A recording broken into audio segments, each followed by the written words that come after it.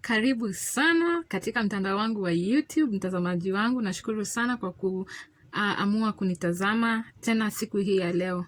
Welcome back to my YouTube channel this 18th day of March 2021. I wouldn't have done the role of a man without doing the role of a woman. So this is the very reason why zimefuatana hivyo haraka. So are you a woman? Okay, what's your take on all the duties outlined in Proverbs 31 by Lemuel's mother? Myself, sometimes I take time, to just read that Bible verse, that chapter and those verses, and just try and find out the in-depth, trying to read between Lemuel's mother's lines as outlined in Proverbs 31. So if you're a mother to a son, like I am, would you wish for your son to have that kind of a woman for a wife? And are you that kind of a wife to his dad? If you're a mother to a daughter, how are you training and bringing up your daughter? Are you bringing her up to know all the duties outlined by Lemuel's mother, or are you teaching your daughter your own duties according to your own, as in what are you basing your teaching as a parent to your daughter on? Are you basing it on that Proverbs 31? Would you wish for the society to have such expectations on your daughter in future? Are you training her just to know those chores, or are you also training her to know how to supervise those? There is me grinding and going to the field and getting clothes and food for my family, and there is me supervising people to do that work for me if necessary. So how are you training your daughter? Are you training her to know how to do those chores and also know how to supervise, or are you just training her to know how to do the chores only? So have you lived up to those expectations yourself, as a mother, as a woman, as a sister, as a grandmother? Like, have you really lived up to the expectations of Proverbs 31? How it's written and brought out. Are you living up to it? With those rhetoric questions, let me dive into today's discussion, which is the role of a woman vis-a-vis the loopholes that no one talks about.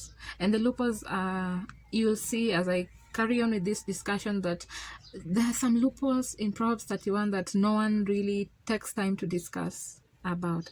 So for one to understand the role of a woman, they need to first understand who a woman is. So who is a woman? A woman is a wise queen who understands her kingdom well enough to know how to supervise, to delegate when necessary, and she also knows how to give her suggestions wisely. For a queen to exist, there has to be a king who understands his role, who understands his position, who understands his power, and who effects all that perfectly for his kingdom's sake. So I would, even in chemistry lab, there's the standard version of an experiment, and then there are trials. So this is the standard version of this experiment called a woman.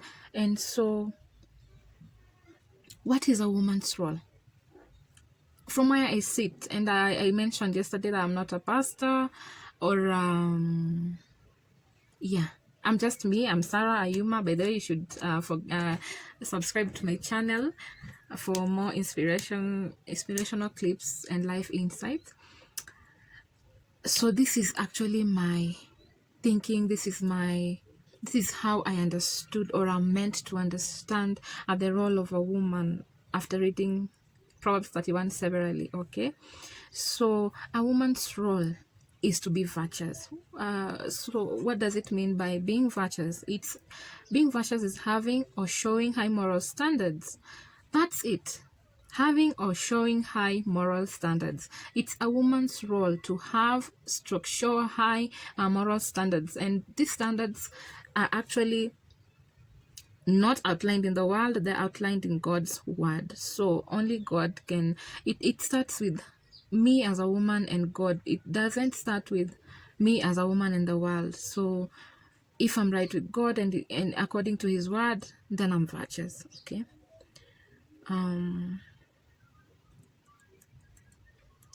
So being virtuous means remembering that you as a woman are worthy of God's grace. Again, being virtuous means you as a woman ought to be truthful and faithful always in all your dealings, in all your doings. It also means loving others and being good to them, above all praying for them. Being virtuous also means working hard in all that you do. It also means putting God first every day. Like it's advisable and it's good practice, and it helps. I can attest to that. When you wake up and pray for your day and commit it to God, things just seem to work out miraculously, unlike when you don't pray. So being virtuous means putting God first in all your dealings each and every day of your life. It also means taking time to study and learn. There's some women who just think they're not supposed to go to school and learn and upgrade their knowledge. But being virtuous is, there's this saying that ignorance is no excuse. So if you do not know something because you do not take initiative to dig into it, that is not really an excuse that you can give anyone for not being up to your standard. Okay, or up to a standard that is accepted by yourself. So being virtuous means taking time to study and learn and advance your knowledge in any area that is you're passionate about. Being virtuous also means taking advantage of business opportunities and making profit. Okay, you should be on top of things. You should know upcoming and ongoing business opportunities that maybe will be beneficial to you in one way or the other, will be beneficial to your passion, will be beneficial to, business opportunities that will make you make money and make profits and have revolving income. You should always take advantage of such. And as women, virtuous for that matter, we are called to take advantage of business opportunities that help us make profit. Being virtuous also means being strong and enduring tough times with wise plans. You should sit, like from where you're sitting, you should at least have a plan of what your future should look like. And you see if you have a plan and then at least you're working towards something, you're doing everything that you're doing today will affect you tomorrow, and everything that you did yesterday affects you today. So but if you fail to plan wisely, then you're planning to fail eventually. So being virtuous means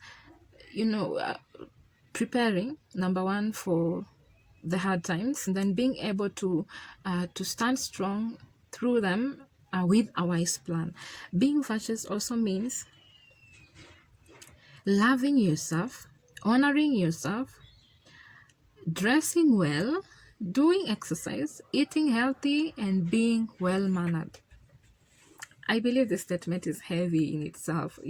If you love yourself, there are things you will not do. There are things you will not allow to happen to you. There are things, things like taking a rest, making sure that your body has rested enough every day, because if you don't rest, then your body is bound to just break down at any point in time. So if you love yourself, you'll make sure that you set aside time to sleep, time to relax your nerve. You'll set aside time to make your hair, take care of your skin, take care of your body, do exercises. Like I did my part 1 morning routine. You can do that. If you love yourself, you'll eat well. Like your plate of food should be balanced. It should have half of it should be vegetables, then a quarter of it should be protein, then a quarter of it should be starch, not the other way around. And if you eat healthy, you take enough water, you'll not have any skin irritations. You'll mitigate any health issues that might try to come up and pop up. If you love yourself, there are things you will not allow yourself to go through. There's some time back, I think I didn't used to love myself enough, because there are things that I used to allow to happen to me that were actually not adding value to me. They were not I was not able to protect myself by sometimes even not having not knowing what to do, when to do it, and how to do it. If you don't know something, then you're bound to make a big mistake. So, but when you love yourself, you'll take time to research about things. Even if no one teaches you, you take time to research about things that are helpful to you. For example, if you have an oily skin, you'll take time to research about maybe soaps that can help reduce the oil, or how you can go about it. If your skin reacts to sun, you can take time to research about sunscreens and stuff like that. So being virtuous means loving yourself, honoring yourself, dressing well. Okay, you have to dress well, doing exercise, eating healthy, and being well mannered. Like your manners should be good, not evy. And that basically came to my mind when I was thinking and reading Proverbs 31 through and through. However, being virtuous doesn't mean donkey business. What do I mean by this? Remember, Lemuel is a king, so he has his position. And yesterday I discussed about a seat. A king has a seat. Lemuel has a scepter and power. Lemuel has a crown, which is his authority, a symbol of his authority. So the Proverbs 31 woman is a queen. Okay, and I'm meant to assume that this queen ought to be Lemuel's wife. So by the time Lima's mother was discussing this, I think she had observed her son's behavior very well, and she was thinking of a lady who will be customized to cover Lima's loopholes. I would assume that as a mother, I can't just start telling my son to keep away from things like wicked women, alcohol, and other wrong things if he's not showing signs of indulging in the same. I'll not discuss such things with my son. So this woman in Proverbs 31 sleeps after the king and gets up before the king. This, according to me, leaves a loophole. Okay, when does she take her rest? Remember, being virtuous, as I have discussed above, there means also creating time to rest as a woman. So when does this virtuous woman, this Lima's wife, when does she take a rest? Okay, and even indulge in her wife duties, like morning glories and glory hallelujahs with her king. Which time has she set aside to do this? This loophole gives room to the enemy to destroy that kingdom. So this union is bound to fail eventually. If there is no time for conjugal rights between the king and the queen, this kingdom is bound to fail. Another thing, because when one rises up before the sun, I'd assume this is maybe 3 or 4 a.m., goes out to buy things, to sell, to make profits, to acquire property with her money, whereas in Genesis, it was Adam who was actually instructed to go and toil the land, not Eve. That being said, doesn't mean that Eve was supposed to just sit there. No. Eve was supposed to be virtuous, okay? Eve was supposed to be virtuous and practice those things that I've mentioned up there under as I was discussing what it means to be virtuous in depth. So who is who in this scenario? Where is Lemuel? If the wife gets up early, goes to buy things, to sell things, to make profits, to acquire property with her money, where is Lemuel? Okay, it pegs in the question, where is Lemuel's father's counsel? Who taught Lemuel to be a man? Because let's be real here, ladies only know how to be ladies. They don't know much about how a men are supposed to be. And if it's Lemuel's mother who is speaking here, then her advice is bound to fit in the ladies category. And Lemuel is a man. Lemuel is not a daughter, okay? It is not wrong for mothers to counsel their sons. It is very okay for mothers to counsel their sons. But then there is a problem when the only counsel that the son knows about is his mother's. When the only counsel that the son knows about is his mother's. Okay? Because the mother will definitely train the son to be a daughter-like. This son will grow up knowing many things about women and not knowing many things about men as he is a man. So it is not wrong for Lemuel's mother to counsel his son, but it is wrong that that is the only counsel that Lemuel is bound to follow or practice. So this man who just knows his mother's counsel will always try to live in such a manner as to please the mother, thus neglecting his role as a king, because essentially he doesn't even know how to be a king, okay? Because only a man would have taught Lemuel how to be a king. So he will definitely neglect his role of being a king to his kingdom, thus giving authority to his mother through following his mother's counsel. Remember, Lemuel's queen, okay, and his mother cannot rule the same kingdom. So Lemuel had to decide, or has to, if you're a Lemuel out there, and maybe you find yourself in this kind of situation, you just have to decide if you want to be a son under your mother's kingdom, or if you want to be a king in your own kingdom, and work together with your queen, the wife that you will marry, or thereabouts. So when God instructed Adam to toil the land, he wished for him to develop enough muscles, okay, to enable him maneuver this land. Now, if it is Lima's expectation, if it is Lima's mother's expectation that this woman will be the one toiling the land and developing it, and when you toil the land and develop it, definitely you develop muscles, okay, and definitely you will know your way around how to maneuver this land, how to get your food, how to get your profits, how to get everything. So what is this Proverb 31 woman, what is Adam doing when she's doing all these chores? Is Lemuel just supposed to be sitting there, lazy, expecting his wife to do everything? Or which role will he be playing? Because if this wife plays all the roles that Lemuel is supposed to be playing, then what role is Lemuel supposed to play? Because if you read this in depth, it's like this wife has taken over the seat, she has taken over the crown, and she's taken over the scepter of that kingdom. So she is essentially the king in that kingdom. So women, as we fill our men's shoes by doing everything that they are wired to be doing from the very beginning of time, what role do we expect them to play? These men of ours, what role do we expect them to play? I believe that they will no longer have any role to play if we choose to fill in their shoes and do everything that they are called to do, that they are mandated to do, that they are meant to do as men, as kings of our heads. So remember, not everything in the Bible is for application.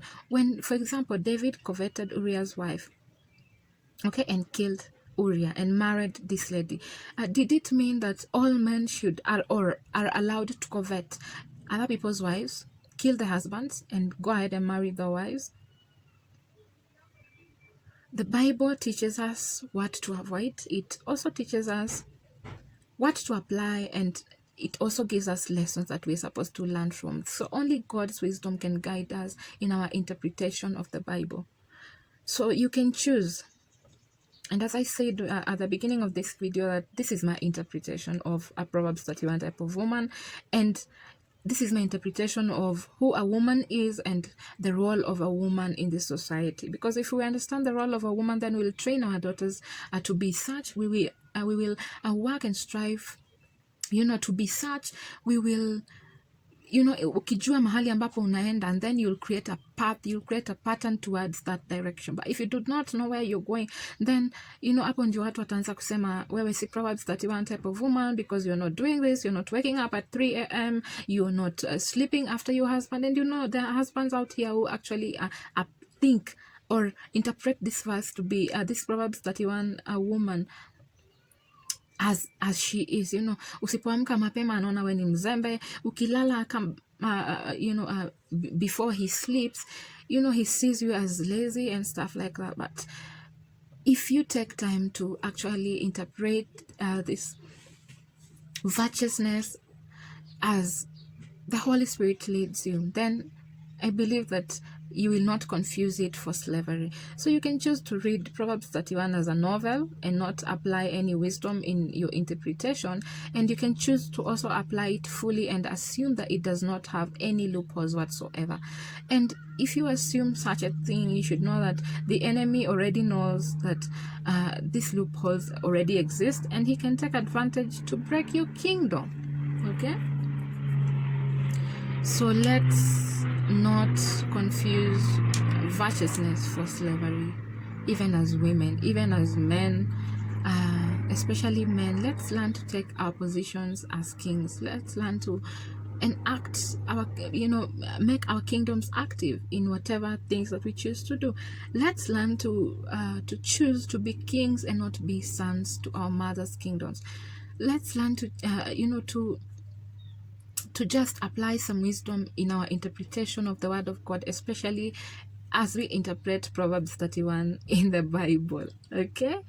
And I believe that nimenena na mtu siku ya leo, and that maybe your perception and perspective of Proverbs 31 will shift just a little bit towards that which is right. Don't forget to subscribe below to my YouTube channel, Sarayuma Born to Share, and practice what I've taught, what I've shared, and you'll never regret. Stay tuned for more life-changing and inspirational clips. That's it from me. Bye bye.